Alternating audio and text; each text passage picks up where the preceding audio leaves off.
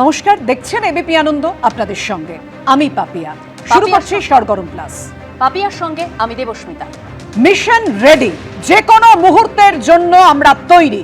হুঙ্কার নৌসেনার, একেবারে all out অ্যাকশনে ভারত। পহেলগাঁওয়ের বদলা চায় দেশ। আর ভারতের ছাড়া জলে ফুঁসছে ঝিলম। মুজফফরবাদে ওয়াটার এমার্জেন্সি। অর্থাৎ বুঝতেই পারছেন, পাকিস্তানের যখন ছেড়ে দেমা কেঁদেবাচি অবস্থা, সেখানে ভারত ব্লেম গেম খেলছে বলে ভারতকেই নিশানা করছেন পাক প্রধানমন্ত্রী।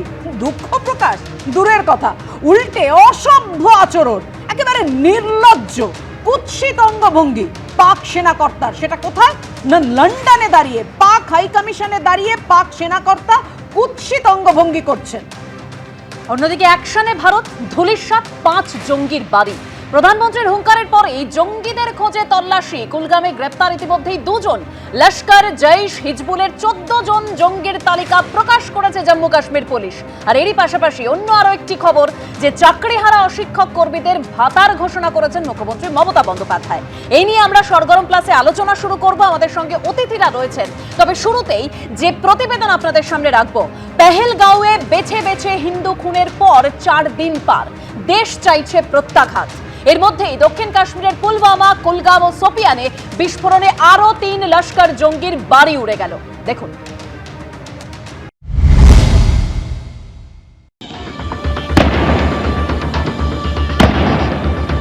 মুহুর্মুহু গুলিবর্ষণ, গুলির শব্দে কান পাতা দায়।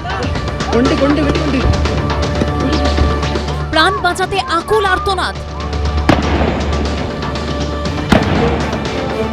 মঙ্গলবার পেহেলগাঁওয়ে এভাবেই বেছে বেছে হিন্দুদের খুনের পর 4 দিন পার হয়েছে।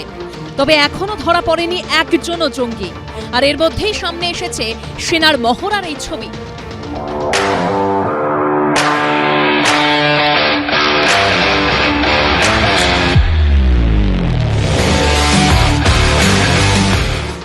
অন্যদিকে দক্ষিণ কাশ্মীরের পুলওয়ামা, কুলগাম ও সোপিয়ানে বিস্ফোরণে আরো 3 লস্কর জঙ্গির বাড়ি উড়ে গেল। কুলগামের মতালাহমাতে আমরা এই মুহূর্তে রয়েছি এবং জাকির আহমদের বাড়ি, যেটা আপনারা দেখতে পাচ্ছেন ধ্বংসস্তূপ, এটা জাকির আহমদের বাড়ি এবং এখানে তার আত্মীয়রা এখন যে ধ্বংসস্তূপ থেকে যে কিছু জিনিসপত্রগুলো বের করছেন আমরা দেখতে পাচ্ছি। এবং এখানে স্থানীয়রা জানাচ্ছেন কি গতকাল রাত্রির 11টা থেকে কর্ডন অফ স্টার্ট করা হয়েছিল, পুরো এরিয়া কর্ডন করে দিয়েছিলেন সিকিউরিটি ফোর্সেসরা। এবং তারপর 2টো সময় ভোর রাত্রিরে সেখানে ব্লাস্ট হয়। ব্লাস্টের পর চিত্রটা এইটা দেখা যাচ্ছে জাকির আহমদ বাড়ি। এখানকার স্থানীয়রা জানাচ্ছেন কি জাকির এখানে 2023 সাল থেকে আর আসেনি। मैंने बस यही कहा, अगर उसके साथ है वो, चलो ढूंढ लो, मार लो उसको, हमें क्या है। এর মধ্যে এবার কাশ্মীরে ঘাঁটি গেড়ে থাকা 14 জন জঙ্গির তালিকা প্রকাশ করল জম্মু ও কাশ্মীর পুলিশ।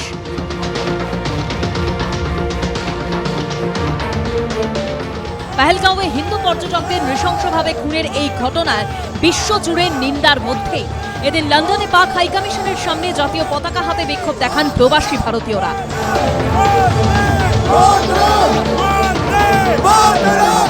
তখনই অভিনন্দন বর্তমানের পোস্টার হাতে গলা কেটে দেওয়ার অঙ্গভঙ্গি করতে দেখা যায় এক পাক সেনা অফিসারকে। এখানেই শেষ নয়, পাক সেনা প্রধানের পর এবার উস্কানিমূলক মন্তব্য শোনা গেছে পাকিস্তানের প্রধানমন্ত্রীর গলায়। মোহাম্মদ আলী জনাব rightly said, Kashmir is the jugular vein of Pakistan.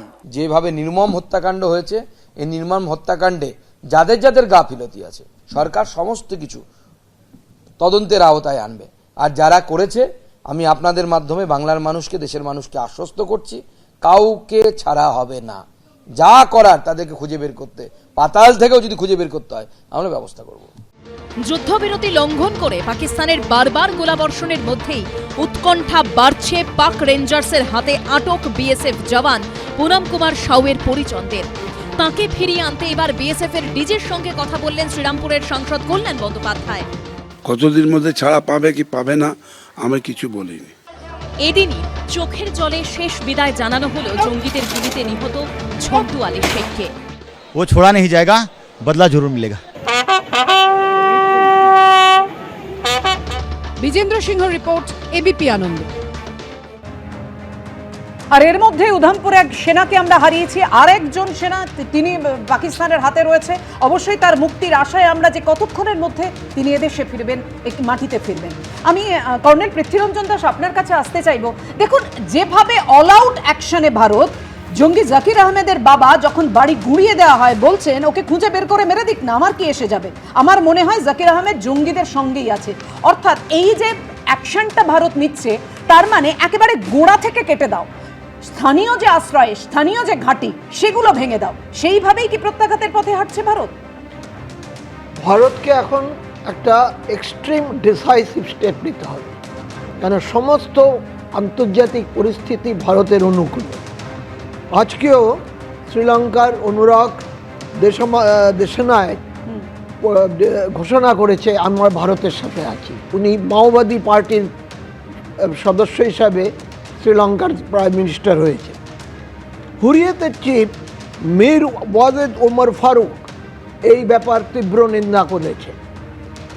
Tulsi গাওয়ার্ড US যে আছেন ইন্টেলিজেন্স চিফ, উনি বলেছে আমরা ভারতের পাশে আছি। রাশিয়াও ভারতের সঙ্গেই থাকবে জানিয়েছে। চীন এই ব্যাপারে আর নাক গলাবে না, কারণ কোন রকম বিবৃতি কিন্তু আসেনি, কারণ চীনের জিনজিয়াং প্রভিন্সে 2 কোটির উপর ইসলামিক জনসাধারণ আছেন।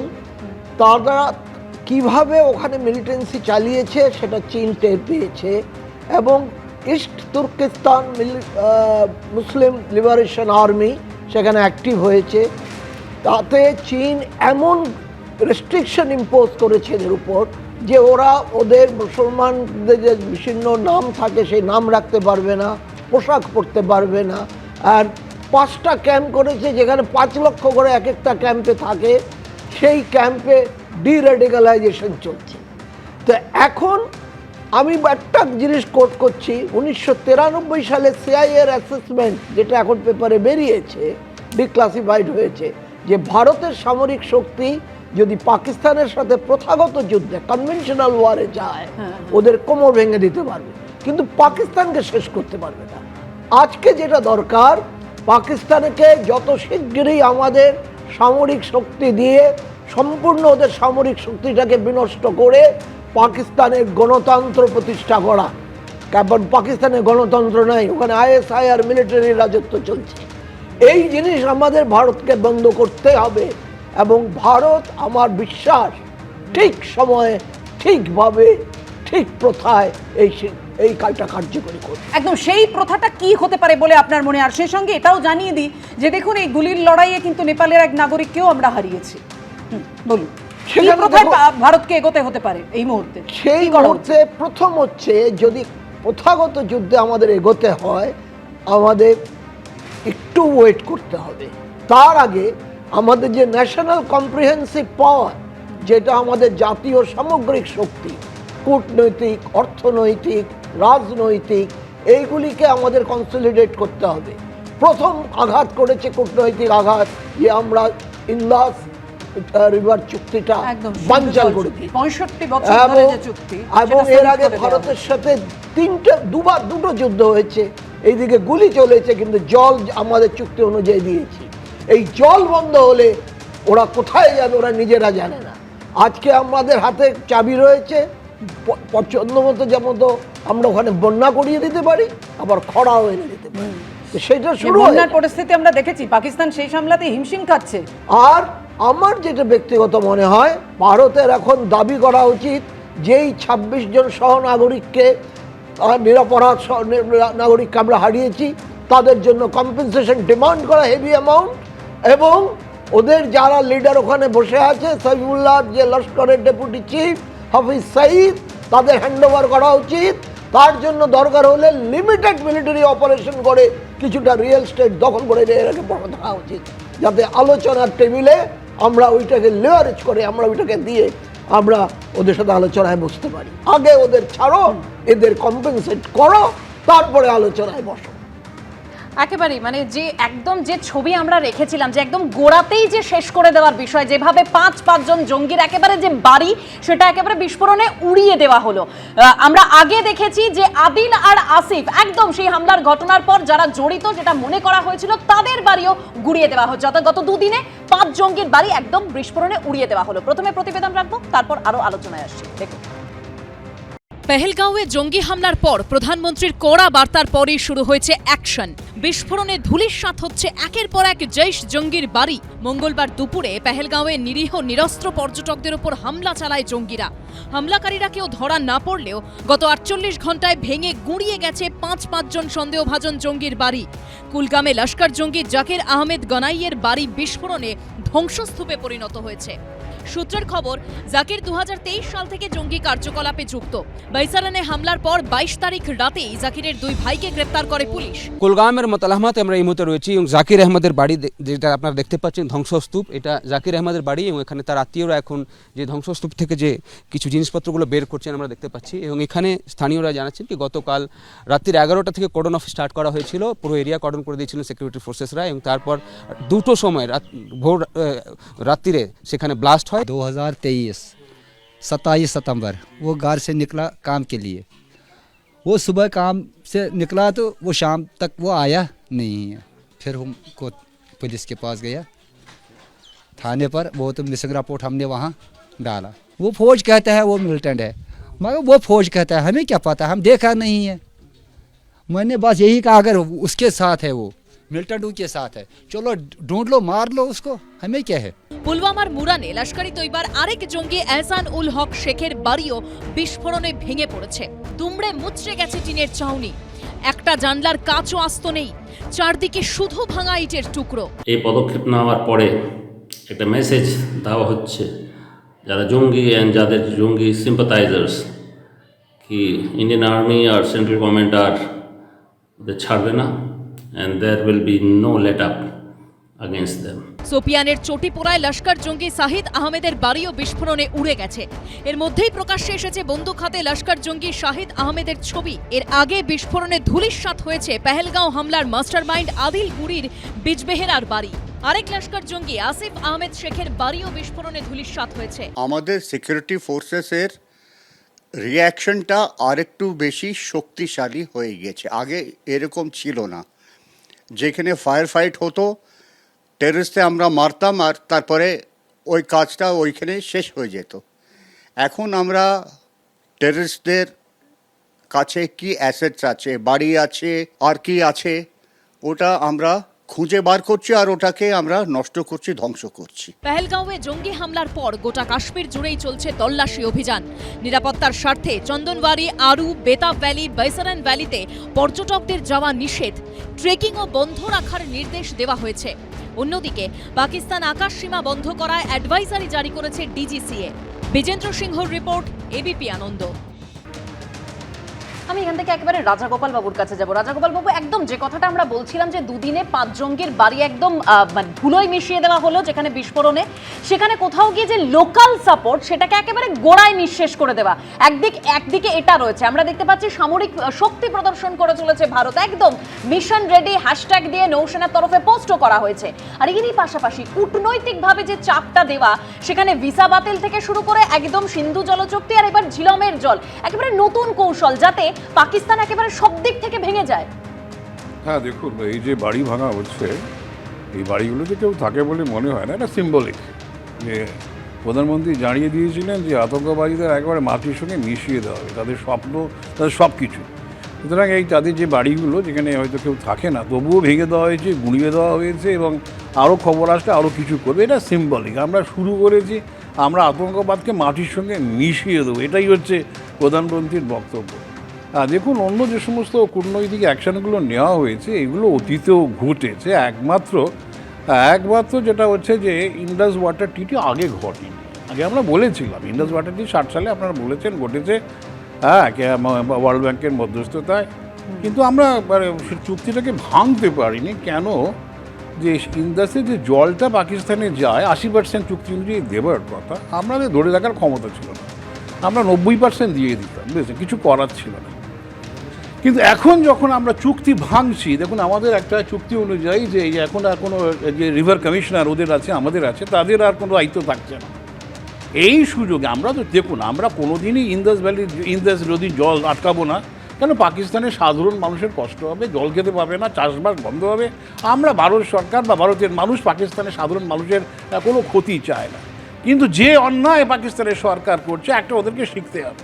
এবং এই সুযোগ নিয়ে আমরা যখন ইন্ডাস ট্রিটিটাকে আমরা এখন বলেছি আমরা মানছি না, চিঠি পাঠিয়ে দিয়েছি, সুযোগটা আমরা নেব। কোনো রিভার কমিশনার নেই, আর চুক্তি অনুযায়ী আমাদের যা কিছু করব, কোনো ধরনের প্রজেক্ট এলাকায় করব, সব কিছু তথ্য আমাদের দেবার দরকার ছিল, এখন কোনো তথ্য দেবার নেই। এই সময় আমরা যা পারবো, 5-6 মাস যদি চুক্তি বলবৎ থাকে, সেই সময়তে আমরা সেখানে খাল তৈরি করা যা ইচ্ছে আমরা করে নিয়ে তারপরে দেখা যাবে। সুতরাং একটা বার্তা আমরা পাকিস্তানকে দিতে চাইছি, দেখো এতকাল তোমরা দেখেছো যে আমরা যেগুলো জিনিস করেছিলাম সে তোমাদেরকে খালি বোঝাবার চেষ্টা করেছিলাম, তোমরা বুঝছো না, এখন বুঝে দেখো কি হতে চলেছে। আমরা কিন্তু মানে রাজাগোপাল বাবু, মানে এই যে বোঝা, আপনি যেটা বলছেন যে একটা কোথাও গিয়ে পাকিস্তানকে বোঝানোর চেষ্টা, সেখানে আবার উল্টে পাকিস্তান আবার সেখানে হুঙ্কার দিচ্ছে যে সর্বশক্তি দিয়ে ঝাঁপানো হবে যদি সিন্ধু জলচুক্তি সেখানে থমকে যায়।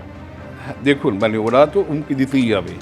এখন যে সমস্ত নেতারা বলছে তাদের কোনো ভিত্তি নেই। আপনি যদি দেখেন প্রাইম মিনিস্টার, তার কোনো ভিত্তি নেই। যা আইএসআই বা পাকিস্তান আর্মি বলার চেষ্টা করছে সেটাই বলছেন যে হয় জল নয় রক্তগঙ্গা বইবে। না, ওর পার্টির এখন অবস্থা খুবই খারাপ। যাই হোক, এসব কথা আর্মি বলছে বলেই ওদেরকে বলতে হচ্ছে। রক্তগঙ্গা বহাবার সে ক্ষমতা পাকিস্তানের নেই। দেখুন, ভারতের যে স্ট্র্যাটেজি এই মুহূর্তে রয়ে গেছে, আমরা সম্মুখ সমরে যাব না। দুটো নিউক্লিয়ার স্টেট আজকাল আর ওইভাবে ঝগড়া করার জায়গা নেই। আমরা যেটা করব, 71 সালে যেটা হয়েছিল বাংলাদেশ সৃষ্টি, এবারে বি দিয়ে আরেকটি স্টেট ওদের রয়ে গেছে। তখন বি ছিল না, ইস্ট পাকিস্তান ছিল, বালুচিস্তান। দেখুন এবার কি হয়। সুতরাং বালুচিস্তানে পাকিস্তানের সবচেয়ে বড় স্টেট, জল নেই, কী ধরনের বঞ্চিত হয়ে আছে সেখানকার মানুষ। দীর্ঘদিনের আন্দোলন করছে, পথে ঘাটে মানুষ নেমেছিল, কিন্তু মানুষের হাতে অস্ত্র ছিল না।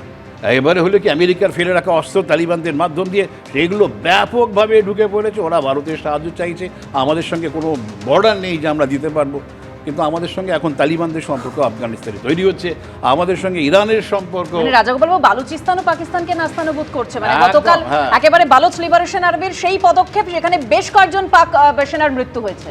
একদম ওরা তো 12 জনকে মেরে ফেলেছে রেগুলার। যেভাবে চলে আসছে, ওরা আরেকটু শক্তি পেলে সেই শক্তি ভারত নিশ্চয়ই বাইরে থেকে দেবে। আমরা ডিরেক্টলি কোথাও ঢুকবো না, বুঝেছেন? আমার যেটা ধারণা, আমরা হচ্ছে যে তালিবানদের মদত দেবো, ইরানকে মদত দেবো, যাতে করে এই বালুচিস্তানটা স্বাধীন হয়ে যায়। এবং পরবর্তীকালে খাইবার পাখতুনখোয়া কী হবে দেখা যাবে, কিন্তু বালুচিস্তান তারা কিন্তু ভারতবর্ষে সংযোগ করতে চেয়েছিল।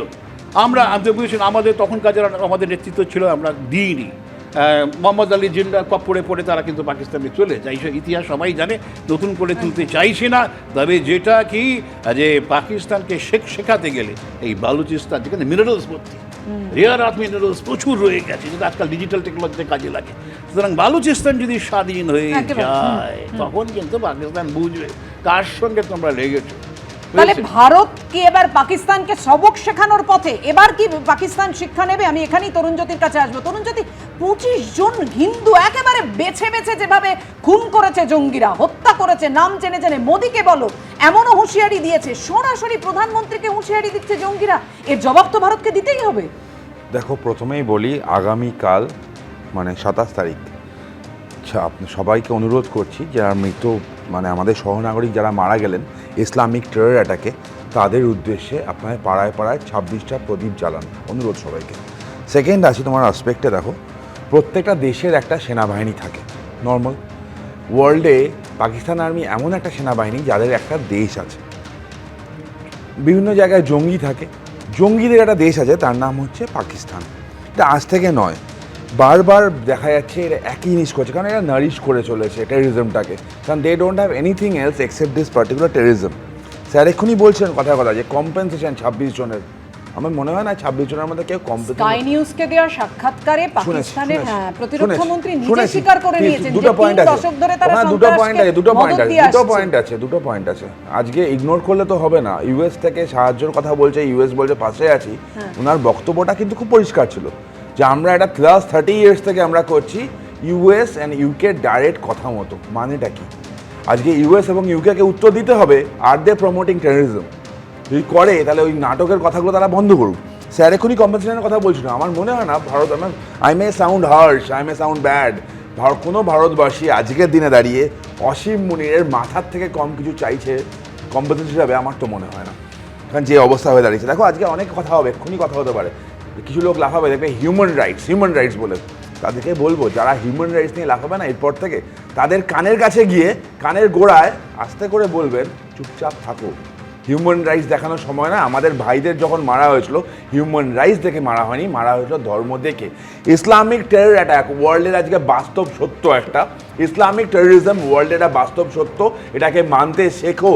ওটাকে ঘুরিয়ে ওই সেকুলার মতো করে না এটা ওই না, তো জঙ্গির ধর্ম হয় না, হয় সন্ত্রাসের ধর্ম হয়, জঙ্গিদের ধর্ম হয়, মানতে শেখো। যদি না মানো তাহলে প্রবলেমটা কি হয় জানো তো? বলো না হয় না, ইসলামিক টেররটাকে যদি লুকানোর চেষ্টা করো, তাহলে যেসব মুসলমান এটাকে সমর্থন করে না তাদেরকেও তোমরা গার্ড করছো, গার্ড করে দাগিয়ে দিচ্ছ, ওরা হার্ট হবে। কেন হার্ট হবে? আমার দেশে এই ছবি তো দেখা গেছে তরুণজ্যোতি, তুমিও জানো যে মানে যেভাবে সৈয়দ আদিল হোসেন যেভাবে বাঁচাতে গিয়ে তার প্রাণ গেল, ঝন্টু আলী শেখ প্যারা কমান্ডার তিনি খুঁজতে গিয়ে তার একেবারে প্রাণ চলে গেল। দুটো পয়েন্ট আছে, আমি ওটাই বলছি। ভারতবর্ষের মুসলমানরা 1947 সালে যারা এই দেশটাকে নিজের মনে করে থেকে গেছিল, তাদের নতুন করে প্রমাণ করার কিছু নেই যে তারা ভারতবাসী। কিন্তু এদেরই আবার কিছু বংশধররা আছে যারা ভারত তেরে টুকরে হোঙ্গে ইনশাআল্লাহ বলে, তারা ভারতবাসী নয়। কোনো ইসলামিক টেররিজমের কথা বললে কোনো ভারতীয় মুসলমান, জাতীয়তাবাদী মুসলমান রাগ করার কথা নয়। শেষ করো, লাস্ট একটা কথা বলো, রাগ করার কথা নয়। আর এখানে আমি শুনছিলাম আজকে স্টেটমেন্টগুলো, দেখো আজকে হয়তো অদ্ভুত জিনিস হয়েছে। পাকিস্তান বড্ড টেনশনে আছে। কিরকম টেনশনে আছে তারা বুঝতে পারছে না, তারা শুকিয়ে মরবে না ভিজে মরবে। ইন্ডাস ওয়াটার ট্রিটি একদিক দিয়ে মানে সাসপেন্ড করা হয়েছে, জলের অভাব হবে। সেখানে আরেকদিক দিয়ে ঝিলামের জল ছাড়া হচ্ছে। মানে আজকের ওয়ারটা না ওই সকল ওই গুলি বোমার ওয়ারটা না, জলে পারবে না, ডেটা ওয়ার হতে পারে, এই ওয়াটারে হতে পারে, বিভিন্ন ওয়ার্ল্ডের এক কোন ঠাসা করে দিতে পারে, অনেক কটা অ্যাসপেক্ট আছে। তো আবার বলছি, কম্পেনসেশন নয়, ভারতবাসী না ওই অসীম মুনিরের মাথা ব্যথা। আমি প্রথমেই যেটা বলবো যে পাকিস্তান একটা রোগ নেশন, এ নিয়ে কারোর কোনো সংশয় নেই। এবং এই ক্ষেত্রে ভারত সরকার যে স্ট্রং অ্যাকশন নেবে, গোটা ভারতবাসী তার সঙ্গে আছে, সেখানে কোনো দল মত নির্বিশেষে প্রত্যেকে তার সঙ্গে আছে। কিন্তু আমার প্রশ্নটা হচ্ছে যে জম্মু কাশ্মীরে 7 লক্ষ সেনা ডিপ্লয় করা রয়েছে, সেইখানে 26 জনকে মেরে দিয়ে চলে গেল এবং তারপর প্রায় 2.5 ঘন্টা বাদে সেখানে গিয়ে মিলিটারি গিয়ে উপস্থিত হয়েছে, যেখানে 100 মিটার অন্তর সেখানে মিলিটারি ডিপ্লয় করা রয়েছে, সেইখানে এই জিনিসটা ঘটে গেল। আপনি একটু মনে করে দেখুন, 21 তারিখে ঘটনাটা ঘটেছে, তার ঠিক 10 দিন আগে ঝাড়খণ্ডের গোড্ডার যিনি হচ্ছেন নির্বাচিত সাংসদ, ওখানকার বিজেপি সাংসদ, তার একটা প্রাইভেট পার্টি ওখানে হয়েছিল পায়েলগামে। সেখানে সেই পার্টিটাকে মানে সেখানে গার্ড দিয়েছে হচ্ছে ওখানকার পুলিশ এবং ওখানকার যে সশস্ত্র রক্ষী যারা আছে তারা। তাহলে যেখানে একজন মানে এমপি বা একজন সাংসদের জীবন যেখানে গুরুত্বপূর্ণ মনে হচ্ছে, একজন সাধারণ ভারতীয় হিন্দুর জীবনে তো গুরুত্বপূর্ণ মনে হচ্ছে না। এটা তো সবচেয়ে আশ্চর্যের কথা। আজকে আপনি এইরকম অ্যাকশন দেখাচ্ছেন, অথচ আপনি দেখুন 2016 সালে পাঠানকোট, 2016 সালে উড়ি, 2017 সালে অমরনাথ, 19 সালে পুলওয়ামা, 19 সালে আরেকটা ঘটনা আমরা খুব বলছি না, সেটা হচ্ছে কুলগাম গণহত্যা হয়েছিল। 6 জন বাঙালি মুসলমান পরিযায়ী শ্রমিককে ওখানে মারা হয়েছিল। তার মানে এরকম ঘটনা যে ঘটছিল না তা কিন্তু নয়। 370 ধারা হটিয়ে দেওয়ার পর, নোটবন্দি করার পর নাকি সব বন্ধ হয়ে যাবে। 2022, 23, 24 সালে আমরা দেখেছি আস্তে আস্তে কিন্তু এই ধরনের হামলা বাড়ছে। তার মানে হামলা বাড়ছিল।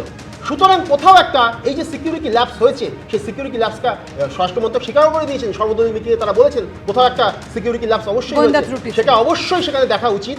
এবং সবচেয়ে খারাপ লাগার জায়গা যেটা, সেখানে সর্বদলীয় মিটিংয়ে এত বড় একটা ঘটনা ঘটে যাওয়ার পর কিন্তু আমাদের মাননীয় প্রধানমন্ত্রীজি তিনি কিন্তু সেখানে উপস্থিত ছিলেন না। তিনি সেদিনকে ছিলেন হচ্ছে ভোটের মিটিংয়ে ছিলেন বিহারে। সেটা আমার মনে হচ্ছে যে একদমই ঠিক নয়। সেটা যারা স্বজনহারারা তারা কিন্তু বলেছেন যে নিরাপত্তা সেখানে ছিল না।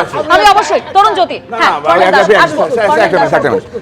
আমি জানি না স্যার একটু তরুণজ্যোতি একটু বলতে চাইছেন, 7 লক্ষ সৈন্য ওখানে নেই। আর যখন একটা স্টেট গভর্নমেন্ট পাওয়ারে এসেছে, সেখানে পুলিশ ফোর্স যদিও গভর্নরের আন্ডারে, সেখানে সেনাবাহিনীর ইন্টারফারেন্স করে না। সেনাবাহিনী একটা discipline force, as and when it is called, then সেনাবাহিনী আসবে। আমি এখানে একটু স্পষ্ট হতে চাইবো, কর্নেল দাস বলছেন তো একটু স্পষ্ট করে দিক। আমি বলছি বারবার তো এই দাবি উঠছে যে পেহেলগাঁওতে একেবারেই কোনো নিরাপত্তা রক্ষী দেখা যায়নি, কেন 2.5 ঘন্টা পর কেন রেস্কিউ অপারেশন শুরু হলো, কেন ওখানকার মানুষজন কাঁধে করে নিয়ে আসছেন যারা আহত বা যারা মারা গেছে? যদি তাদের বাঁচানো সম্ভব হয়, যদি ব্যবস্থা থাকতো, তাহলে হয়তো অনেকজনের প্রাণ বাঁচানো সম্ভব হতো। এক সেকেন্ড একটু বলে নিক কর্নেল। হ্যাঁ, আপনি ডেভেলপমেন্টের কথা বলছিলেন, কোথায় থাকে সেনাবাহিনী? যখন একজন রাজ্য সরকার ফাংশন করছে, যেটা সুপ্রিম কোর্টের হুকুমে সেনা ওখানে ভোট হলো, তারপরে প্রায় একজন চিফ মিনিস্টার নিযুক্ত হলো, তার প্রথা হচ্ছে যে গভর্নর অথবা মুখ্যমন্ত্রী আর্মি রিকুইজিশন করবে ইন্টারনাল সিকিউরিটি। হ্যাঁ, সেই ক্ষেত্রে সেনাবাহিনী বর্ডারে ডিপ্লয়েড, সেনাবাহিনী নিজের ছাউনিতে রয়েছে এবং ওখানে রাষ্ট্রীয় রাইফেল বলে একটি বাহিনী আছে যেটা সেনাবাহিনীর একটা অংশ, সেটাও তার নিজের এলাকাগুলিতে যাতে কোনো রকম ইনসার্জেন্সির আর ঘাঁটি কাটতে না পারে সেই কাজ। কর্নেল দাস, আমি বলছি যে জায়গায় পর্যটকদের মূল ভিড়গুলো হয়, পেহেলগাঁও, বেতাও ভ্যালি, দুধপাত্রি, যে যে অংশগুলো, আমি বলছি সেই জায়গাগুলোতে তাহলে থাকার কথা নয় পুলিশের এবং প্যারামিলিটারি ফোর্সের। এক্স্যাক্টলি, সেইটাতে ফেলিওর। সেটা কাশ্মীর পুলিশের ব্যর্থতা তো? সেটা কাশ্মীর পুলিশের ব্যর্থতা হতে পারে। আচ্ছা, ফার্স্ট হচ্ছে আমি জানি না মানে অর্ণব দা কোনদিন কাশ্মীর গেছেন কিনা। কাশ্মীরে 100 মিটার পর পর আর্মি দাঁড়িয়ে থাকে, এটা যারা বলে মূর্খের সঙ্গে বাস করছে, ফার্স্ট থিং। সেকেন্ড থিং, বৈষ্ণব ভ্যালি উনি জানেন না, ওনার জানার কথাও না, আনঅফিসিয়াল তো, অফিসিয়ালরা নিশ্চয়ই জানেন যে সুদীপ বন্দ্যোপাধ্যায় তো মিটিংটায় ছিলেন, যখন ওখানে করা হয়, ব্রিফ করা হয়, এটা বলা হয়েছিল যে বৈষ্ণব ভ্যালি 20 এপ্রিল যে খুলে গেছে, সেটা ইনফরমেশন ছিল না। থার্ড পয়েন্ট যেটা ওখানে আসছে, উনি বলছেন প্রধানমন্ত্রী ছিলেন বিহারের নির্বাচনী মিটিংয়ে, না, বিহারের ডেভেলপমেন্টাল পঞ্চায়েত রাজের কিছু প্রোগ্রাম ছিল, সেখানে ছিল। ফোর্থ ইম্পর্টেন্ট এখানে আসপেক্ট যেটা থাকছে, রাজনীতি হবে না বলো না, এই কিছু না, কুকুরের লেজ যেমন সোজা হয় না, কিছু লোক যেমন সোজা হয় না, তেমন এরা রাজনীতি করবেই। আবার বলছি, ফ্যাক্ট 370 যাওয়ার পর এই যে ইস্যুটা হলো, কাশ্মীর ছন্দে ফিরছিল, শেষ করে দাও, কাশ্মীর ছন্দে ফিরছিল, কাশ্মীর ছন্দে ফিরছিল, কাশ্মীর ইকোনমিক গ্রোথ হচ্ছিল, সেটাকে থামানো প্রয়োজন ছিল, সেটাকে থামানো প্রয়োজনের জন্য এটাই হলো। গত বছর নির্বাচনের পরে ওই পার্টিকুলার ডাল লেকের সামনে স্লোগান হয়েছিল, পর্যটকের সংখ্যা ক্রমশ বাড়ছিল, সেই কারণেই তো পর্যটকরা চাইছেন যে নিরাপত্তা যদি যথাযথ থাকতো তাহলে 25 জনের সেটা তো লোকাল কাশ্মীরিদেরও চাইতে হবে বাবিয়া, নিরাপত্তা দেওয়ার কথা কিছু লোকাল কাশ্মীরিদেরও চাইতে হবে। অনবের এক লাইন নিয়ে আমি একটু মনে করিয়ে দিই সত্যপাল মালিকের সেই বিখ্যাত ইন্টারভিউ, যেখানে উনি পরিষ্কার করে বলেছিলেন যে পুলওয়ামার সমস্ত তথ্য আগে থেকে জানা ছিল, কিন্তু তার সত্ত্বেও ওখানে ব্যর্থ হয়েছে ভারতীয় সেনাবাহিনী, ব্যর্থ হয়েছে ওখানে। তাহলে কেন ওইখানে এই ঘটনাটা ঘটলো এবং কি কেন সাফাই দিচ্ছেন আপনি বলুন না? সিকিউরিটি ল্যাপস হয়েছে বলতে অসুবিধা কোথায় হচ্ছে? সিকিউরিটি ল্যাপস হয়েছে বলতে কোনো অসুবিধা হচ্ছে? পশ্চিমবঙ্গে লুকিয়ে থাকা আমাদের এখানকার অজিত ডোভালের ছেলে, সে হচ্ছে ওখানকার পাকিস্তানি ব্যবসায়ীর সঙ্গে একেবারে এই রাজনৈতিক তরজার মধ্যে কিন্তু একটা বিষয় যে দেশ জুড়ে জোরালো হচ্ছে বদলার দাবি। এরই মধ্যে ভারতীয় সেনাবাহিনীর মহড়ার একের পর এক ভিডিও সামনে আসছে, কখনো আকাশপথে যুদ্ধের প্রস্তুতি, কখনো মরুভূমির বুকে মহড়া, কখনো আবার মাঝ সমুদ্রে সার দিয়ে দাঁড়িয়ে নৌসেনার জাহাজ। জম্মুতে পরিষ্কার করে প্রস্তুত রাখা হচ্ছে একের পর এক বাংকার। কুপওয়ারায় জঙ্গি ডেরায় অভিযান চালিয়ে উদ্ধার হয়েছে প্রচুর অস্ত্র, গোলা বারুদ। দেখুন, নির্ভীক, অদম্য, যে কোনো পরিবেশে অপ্রতিরোধ মহড়ার আরো একটি ভিডিও প্রকাশ করল সেনাবাহিনী।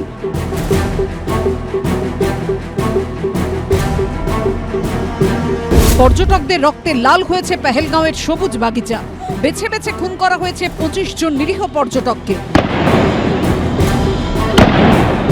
আর এরপর থেকেই দেশ জুড়ে উঠছে প্রত্যাঘাতের দাবি।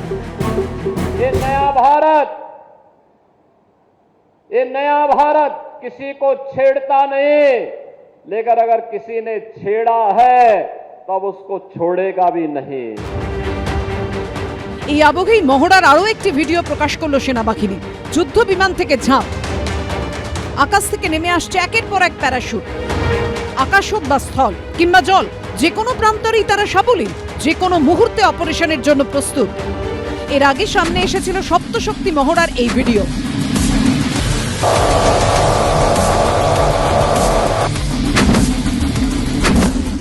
প্রচন্ড উত্তাপের মধ্যে রাজস্থানের থর মরুভূমিতে সেনাবাহিনীর মহড়া।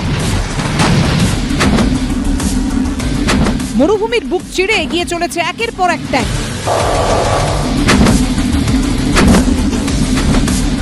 নেমে আসছে হেলিকপ্টার, মুহুর্মুহু গোলাবর্ষণ, মোটার শেলের গগনভেদী আওয়াজ। আকাশে পাক খাচ্ছে হেলিকপ্টার, নেমে আসছে প্যারা কমান্ডো, মাঝ সমুদ্রে প্রস্তুত রণতরী। ভারতীয় সেনাবাহিনীর তরফে প্রকাশ করা হয়েছে এই ছবিগুলি, যেখানে অত্যাধুনিক যুদ্ধ সরঞ্জাম, বিশেষ প্রযুক্তির ব্যবহার খতিয়ে দেখেন সপ্তশক্তি কমান্ডের কমান্ডাররা। বিকানেরে সীমান্ত এলাকা পরিদর্শন করলেন বিএসএফ এর রাজস্থান ফ্রন্টিয়ারের আইজি। আমাদের প্রিপারেশনস যথারীতি চলছে। Indian army, Indian air force, Indian navy তিনটাই হাই অ্যালার্ট। আমাদের প্যারা কমান্ডো, স্পেশাল ফোর্সেস, আমাদের ইনফেন্ট্রি ইউনিটস, আর্টিলারি, আর্মার্ড, এরা সবাই হাই অ্যালার্ট এক্সারসাইজ চলছে। জম্মুতে পরিষ্কার করে প্রস্তুত রাখা হচ্ছে একের পর এক বাংকার। सीमाओं पर बंकर जो है साफ किए जा रहे हैं, सीमाओं पर जो है फसलें काटी जा रही हैं। और हम इस समय भारत पाकिस्तान अंतर्राष्ट्रीय सीमा पर एक आखिरी गांव यहां पर त्रेवा में है। ये आरसपुरा में ये गांव आता है और यहां पर किस तरह की तैयारियां हैं आप देख सकते हैं। यहां पर बंकर्स की जो है साफ सफाई की जा रही है। ये बहुत बड़ी बात है कि अगर हमारे कम्युनिटी बंकर सेफ होंगे, कल को फायर भी आता है तो हम लोग अपने आप को सेव कर सकते हैं। ये बिगड़े हुए बच्चे होते हैं जो कभी सुधरते नहीं है, पाकिस्तान उनमें से है। यहाँ पे हम बॉर्डर एरिया में रहते हैं, यहाँ पे भी कुछ हो सकता है, इसलिए हम अपना घर का काम छोड़ के यहाँ पे बंकर्स की तैयारी कर रहे हैं, सफाई कर रहे हैं सुबह से। এসবের মধ্যে কুপওয়াড়ায় জঙ্গি ডেরায় অভিযান চালিয়ে প্রচুর অস্ত্র গোলাবারুদ উদ্ধার করেছে জম্মু কাশ্মীর পুলিশের স্পেশাল অপারেশন গ্রুপ। উদ্ধার হয়েছে 5টি AK-47 রাইফেল, 8টি AK-47 ম্যাগাজিন, একটি পিস্তল ম্যাগাজিন, 660 রাউন্ড গুলি সহ আরও আগ্নেয়াস্ত্র। কিন্তু ইন্ডিয়ান গভর্নমেন্ট শুধু বলেছে আমরা শক্ত জবাব দেব। এখন দেখা যাক গভর্নমেন্ট কি ডিসাইড করে। মিলিটারি প্ল্যানার্সরা অলরেডি বসে প্ল্যানিং করছে জয়েন্ট অপারেশনসের জন্য। কোথায় লঞ্চ করা হবে ওটাও ডিসকাশন হচ্ছে। পহেলগাঁও হামলার পর বাড়ানো হচ্ছে বৈষ্ণোদেবীর দর্শনার্থীদের নিরাপত্তা। ঐশী মুখোপাধ্যায়, এবিপি আনন্দ।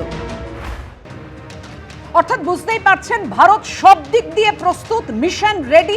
নৌসেনার তরফ থেকে যেমন হুঙ্কার দেওয়া হয়েছে, কূটনৈতিকভাবেও পাকিস্তানকে চাপে রাখা হচ্ছে। এবার কি জলে জব্দ পাকিস্তান? কেন একথা বলা হচ্ছে?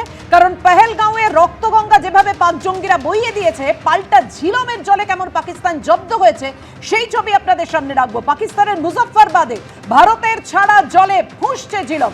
বিজেন্দ্র, জানাও আমাদের একেবারে সব দিক থেকে, মানে পাকিস্তানকে জলে মারছে ভারত।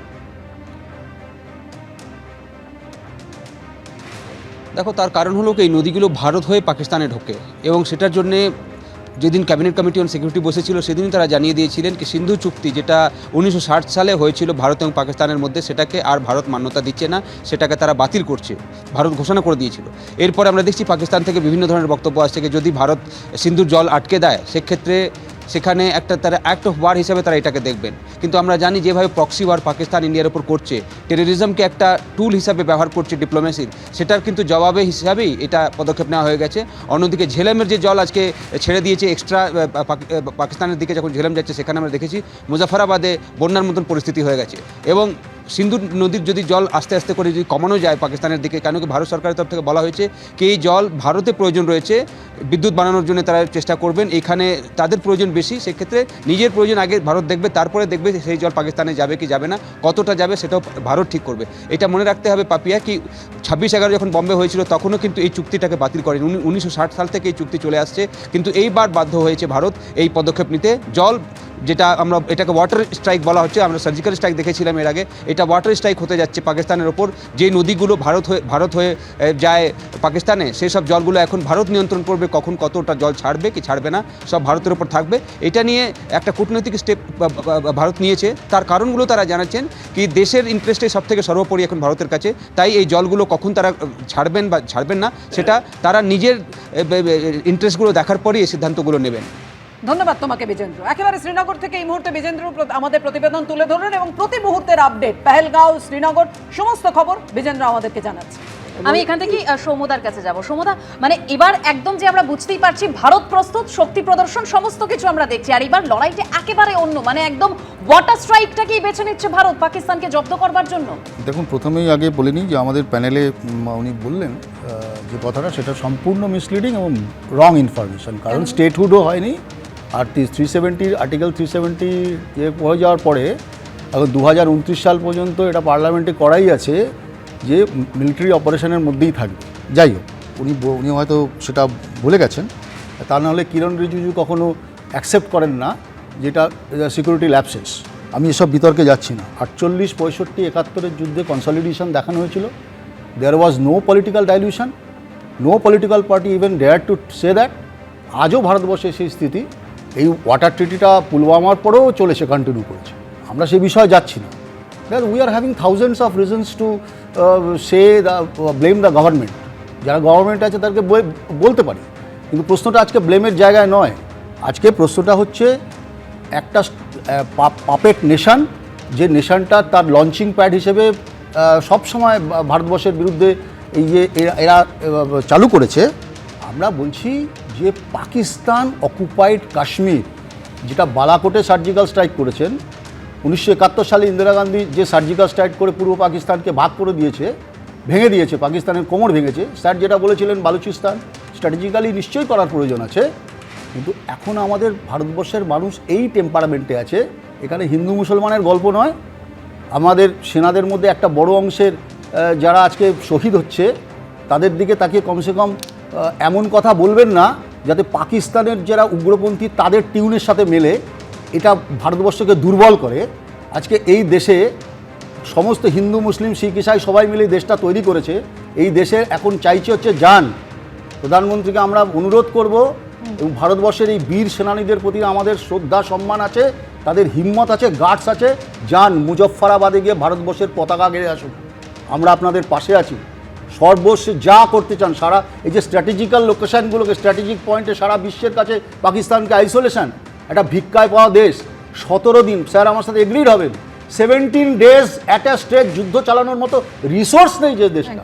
সে দেশটা প্রতিদিন যখন ধমকাচ্ছে, আমরা অনেক কারণে পারি না। এটা ইন্টারন্যাশনাল রিলেশন আছে। ভারতীয় সেনাবাহিনীতে জওয়ানের সংখ্যা যেখানে 14,55,550, সেখানে পাকিস্তানে সেনা জওয়ানের সংখ্যা মাত্র 6,54,000। আরে বাবা, আমরা ভারতবর্ষ 65 সালের পর থেকে পোখরান, আমরা অনেক আগে থেকেই আমরা অ্যাটমিক লেসেছি। পাকিস্তানের চায়নার কাছ থেকে ভাড়ায় অ্যাটমিক পাওয়ার কিনে ভারতবর্ষকে চোখ রাঙানোর মতো হিম্মত পাকিস্তান করে, পাকিস্তানের বাপেরও হবে না। তো আমরা হচ্ছি ভারতবর্ষ, এখানে আমরা ওইসব দেখি না। দয়া করে এই ধর্মীয় কার্ড যেটা ওরা খেলতে চাইছে, উগ্রপন্থীরা খেলতে চাইছে, সেই কার্ডে নিজেদেরকে ফেলবেন না। ভারতটাকে একসঙ্গে চালানোর চেষ্টা করুন এবং যোগ্য জবাব দিন। অবভিয়াসলি আমি আবার বলছি, দেখো পলিটিক্যাল ব্লেম গেম চলবে এখানে। সৌমদার যে কথাগুলো আছে, পলিটিক্যাল কথা তার মধ্যে আছে। ব্লেম গেম তো পাকিস্তানের প্রধানমন্ত্রী বলছেন। আমি তোমায় একটু উল্লেখ করে দিই। দেখো, জঙ্গি নেতা মানে 5ই ফেব্রুয়ারি পাক অধিকৃত কাশ্মীরের রাওয়ালকোটে কাশ্মীর সংহতি দিবস বা আল আকসা বন্যা দিবস পালিত হয়। সেখানে একটি ভিডিও ভাইরাল হয়েছে, হ্যাঁ নিশ্চয়ই দেখেছে। সেখানে জঙ্গি নেতা বলছে 10 লক্ষ আমাদের শত্রু, তেমন হিন্দুরাও আমাদের শত্রু, কাশ্মীরকে মুক্ত করব একদিন, আর টুকরো টুকরো হয়ে যাবে ভারতবর্ষ। দেখো আজকে আমি বলছি, তাদেরকে মদত দিচ্ছে যে পাকিস্তান, তাদেরকে তো একেবারে ভেঙে গুঁড়িয়ে দেওয়া উচিত। আসো তুমি খালি ওই 2.5 ফ্রন্ট ওয়ারের কথা মনে আছে বিপিন রাওয়াতজির? আজকে এখানে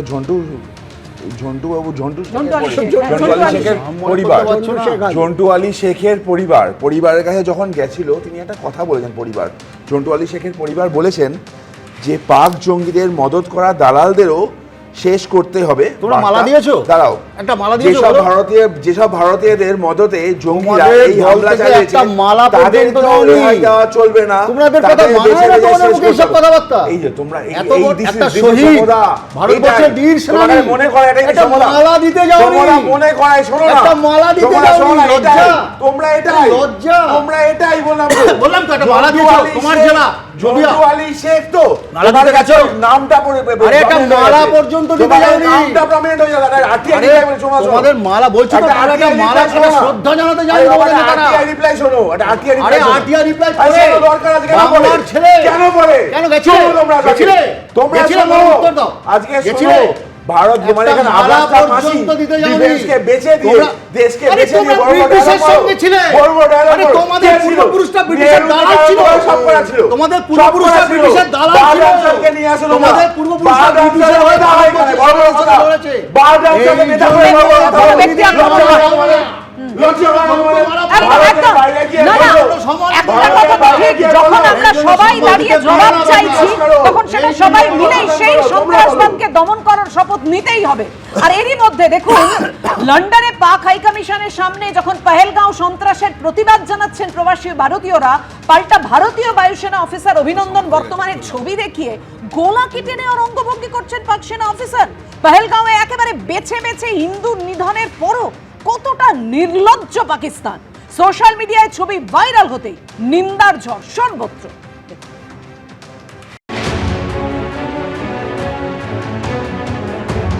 কুৎসিত, অশোভনীয়, অসভ্য, নিন্দার ভাষা নেই। ফের বেআব্রু হলো জঙ্গিদের প্রশ্রয়দাতা পাকিস্তানের আসল চেহারা। ভূস্বর্গে বেছে বেছে নিরীহ হিন্দু পর্যটকদের খুন করা নিয়ে যখন বিশ্বজুড়ে নিন্দার ঝড় বইছে, তখন তা নিয়ে দুঃখ প্রকাশ তো দূরের কথা, উল্টে কুৎসিত আচরণ করলেন পাক সেনাকর্তা।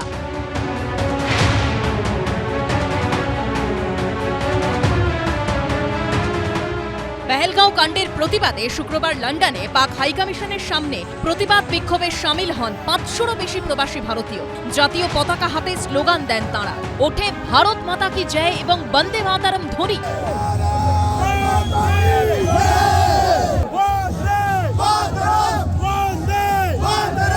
পাকিস্তান জঙ্গিদের মদত এবং আশ্রয় দিচ্ছে বলেও স্লোগান ওঠে। আর এসবের মধ্যেই এই ভিডিওটি ভাইরাল হয়েছে। সেখানে লন্ডনে পাক হাইকমিশনের বারান্দায় দাঁড়িয়ে পাকিস্তানের এক সেনাকর্তাকে গলা কেটে দেওয়ার অঙ্গভঙ্গি করতে দেখা যায়। তার হাতে ছিল ভারতীয় বায়ুসেনার উইং কমান্ডার অভিনন্দন বর্তমানের ছবি।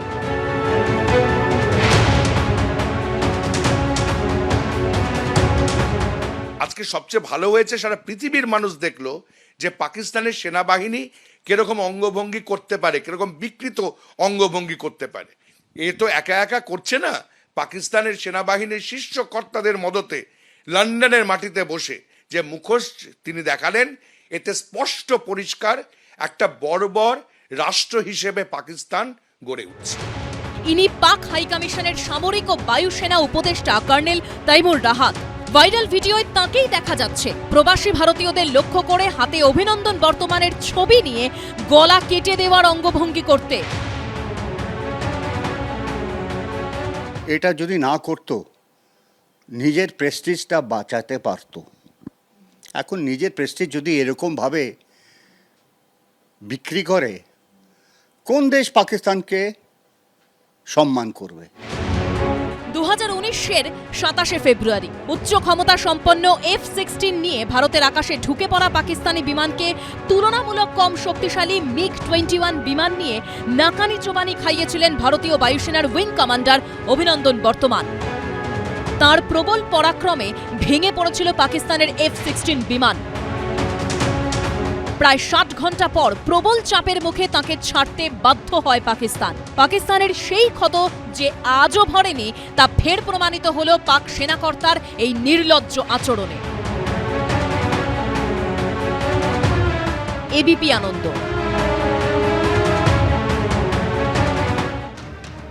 কর্নেল দাস, গতকাল পাক প্রতিরক্ষা মন্ত্রী তিনি একেবারে কবুল করে নিয়েছেন যে জঙ্গিদের আশ্রয়ের কথা, 3 দশক ধরে সন্ত্রাসকে মদত দিচ্ছে তারা, সেটা একেবারে কবুল করে নিয়েছে। আর আজ এই যে নির্লজ্জ আচরণ, যেটা একদম দেখা গেল লন্ডন পাক হাই কমিশনে তিনি দাঁড়িয়ে যেভাবে আচরণটা করলেন, তাতে তো আরো স্পষ্ট হয়ে গেল যে সন্ত্রাসবাদে কিভাবে মদত দেয় পাকিস্তান। এই নির্লজ্জ এবং অসভ্য আচরণ পাকিস্তান বিশ্বায়ন করল। সারা বিশ্বের লোক, এটা পাকিস্তান বলেই সম্ভব কর্নেল দাস। এবং পাকিস্তানের বলেই সম্ভব, কারণ পাকিস্তান যে কথাটা তরুণজ্যোতি বললেন যে পাকিস্তান সেনাবাহিনী এমন একটি সেনাবাহিনী যার কাছে একটা পাকিস্তান বলে দেশ আছে, যেখানে বাকি 199টা UN রিকগনাইজড কান্ট্রির দেশের আন্ডারে একটা সেনাবাহিনী। তাই এরা যা খুশি করে, যার জন্য দেশটাকে 12টা বাজাচ্ছে এবং নিজের কবর নিজে খুঁজছে। এখন এই জিনিসটা করে, আর আজকালকার তো টেলিভিশনের যুগ, এটা তো ইন্টারন্যাশনাল লেভেলে ভাইরাল হচ্ছে যে এই হচ্ছে এদের চরিত্র। এরা অলরেডি আইসোলেটেড, আরও আইসোলেটেড হয়ে যাচ্ছে। পাকিস্তানের পাসপোর্ট আমি বিদেশে দেখেছি, পাকিস্তানের পাসপোর্ট থাকলেই ওদের আলাদা করে দিচ্ছে, করে check check recheck recheck recheck এইসব করছে। কিন্তু ভারতের পাসপোর্ট বা অন্যান্য কোনো দেশের পাসপোর্ট বা আফ্রিকার কয়েকটা কান্ট্রির পাসপোর্ট ছাড়া তাদের এরকম অপমানিত অবস্থা হতে হয় না। যাই হোক, পাকিস্তান সম্পর্কে সবাই জানে এবং সেটা ওরা আজকে বলল।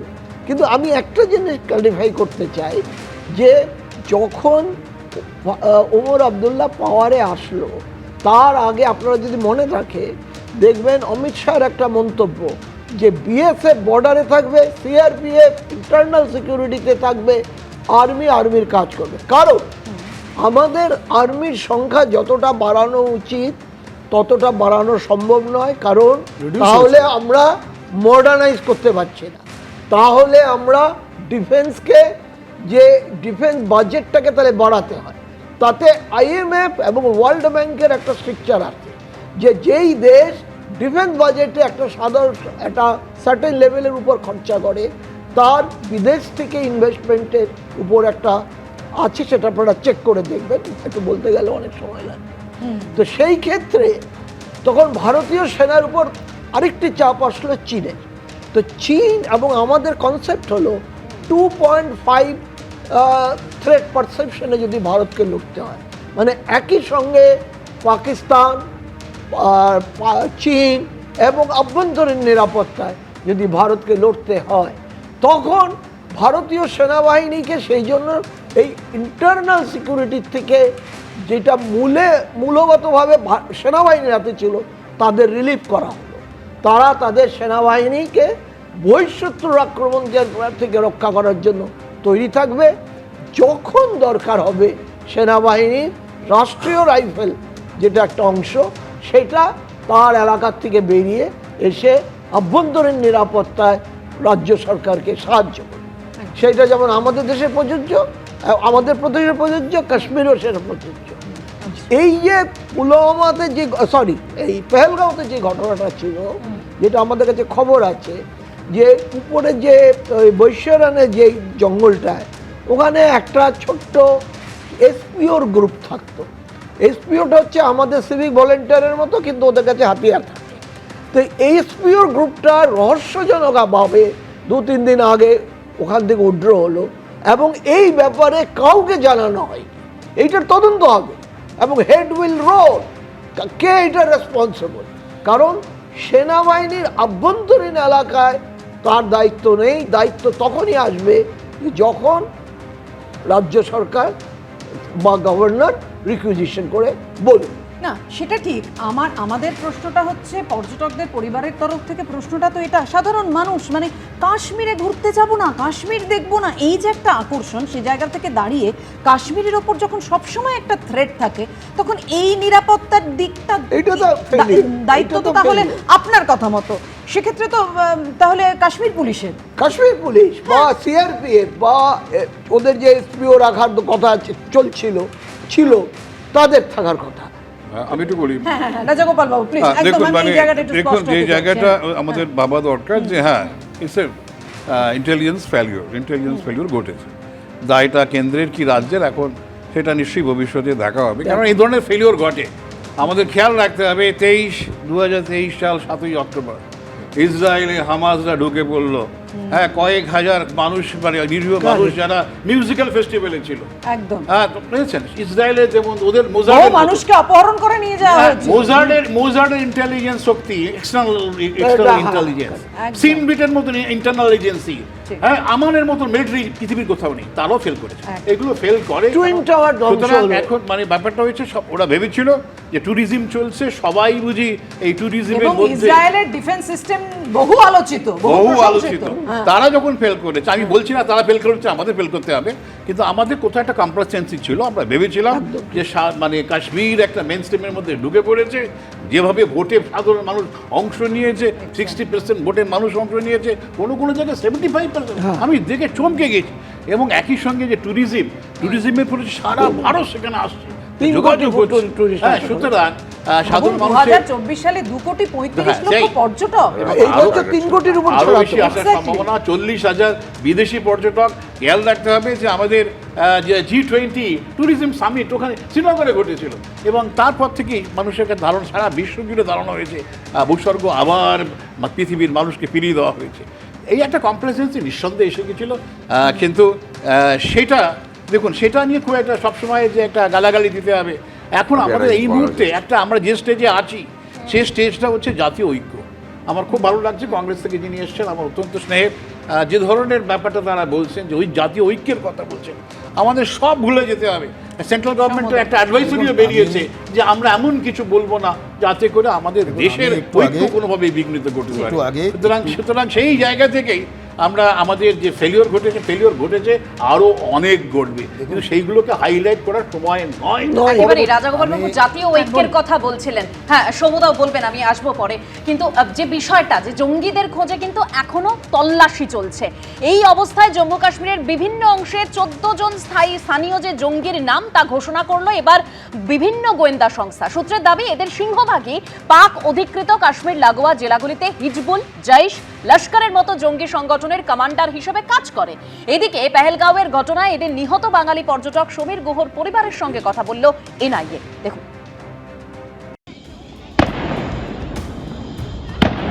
পেহেলগাঁওয়ের আপাত শান্ত পরিবেশের বুক চিরে পরপর জঙ্গিদের গুলি, বেছে বেছে হিন্দু পর্যটকদের খুনের 4 দিন পর সামনে এলো হামলার মুহূর্তের আরও একটি ভিডিও।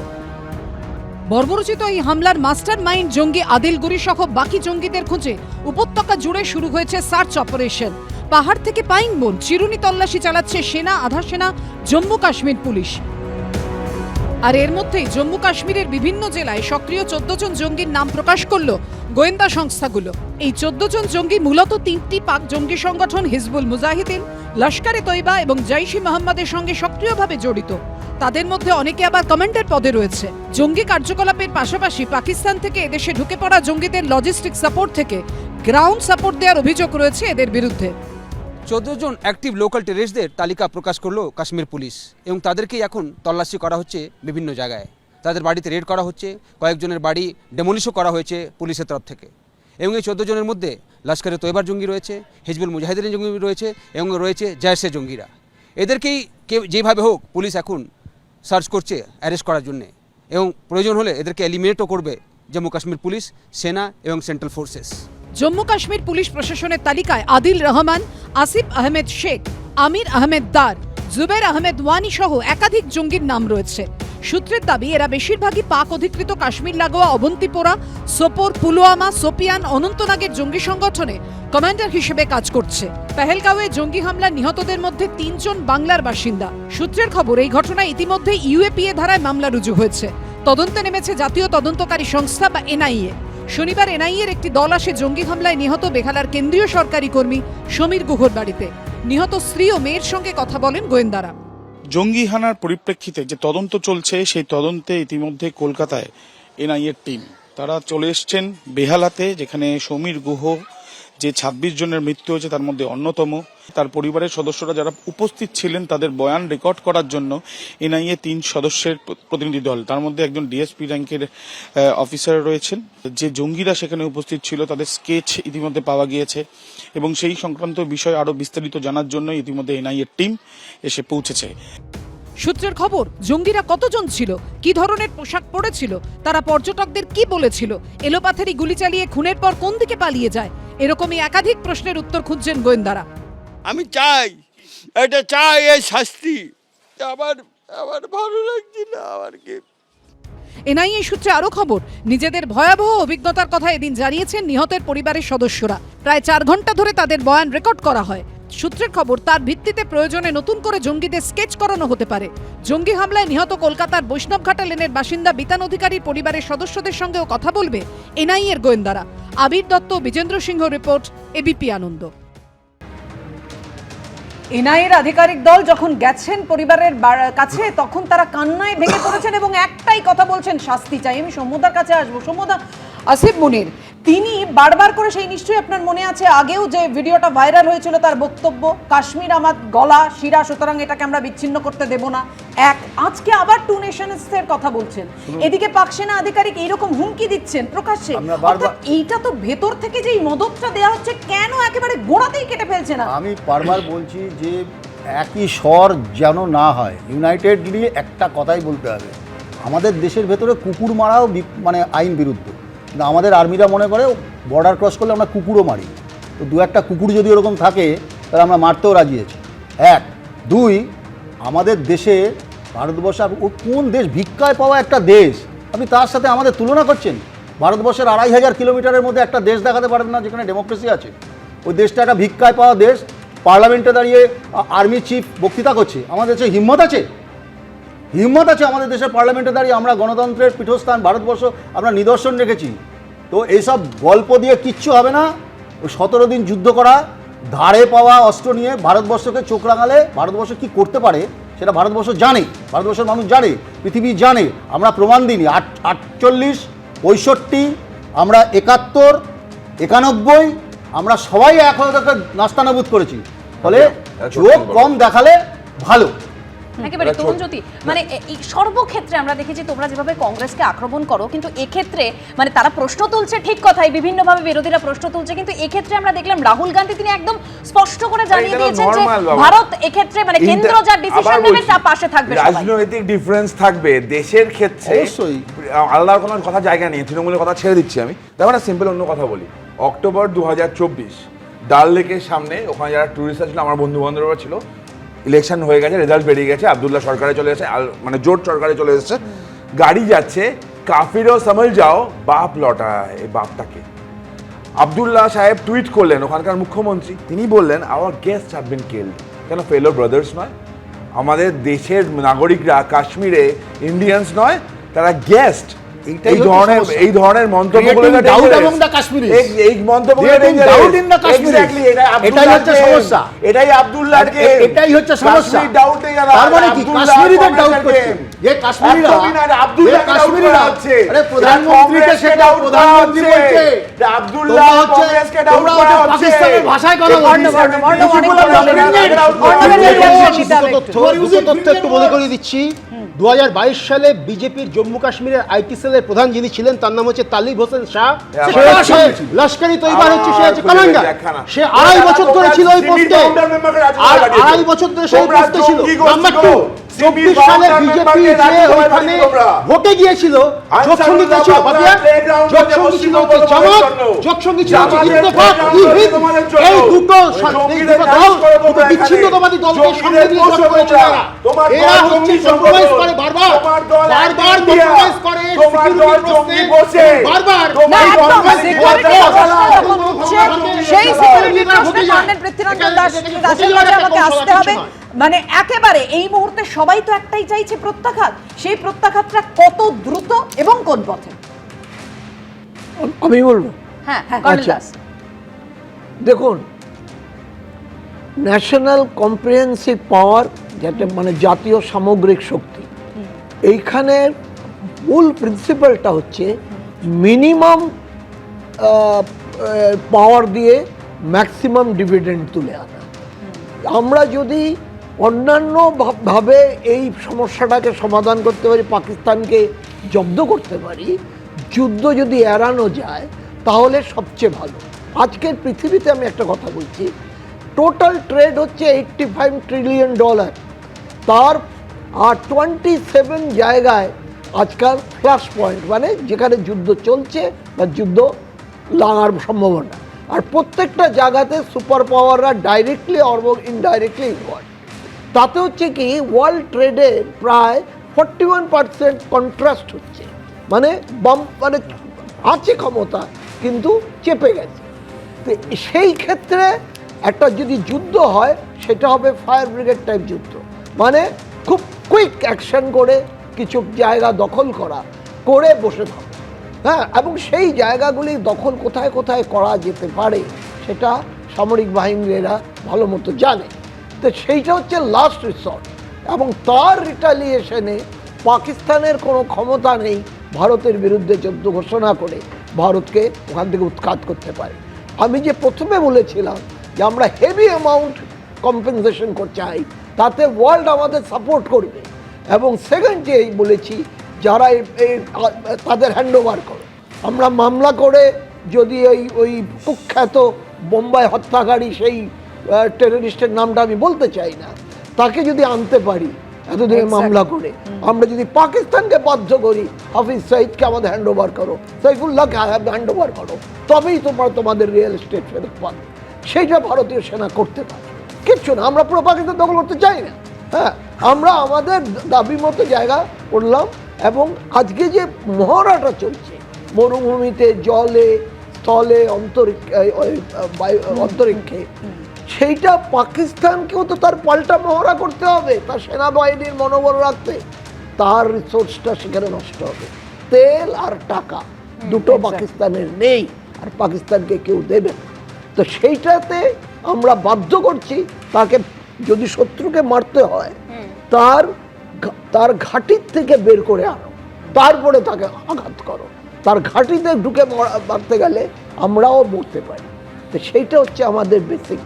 একেবারে কর্নেল দাস ঠিক যে কথা বলছেন, ঘাঁটিতে ঢুকে মারতে হবে, তবে সেটা কিভাবে হবে সেটা দিকে অবশ্যই আমাদের নজর থাকবে। কর্নেল দাস আরো একটি কথা বললেন যে পাকিস্তানের সেই টাকা সেই তেল নেই, কিন্তু পাকিস্তানের সেই উস্কানিটা আছে।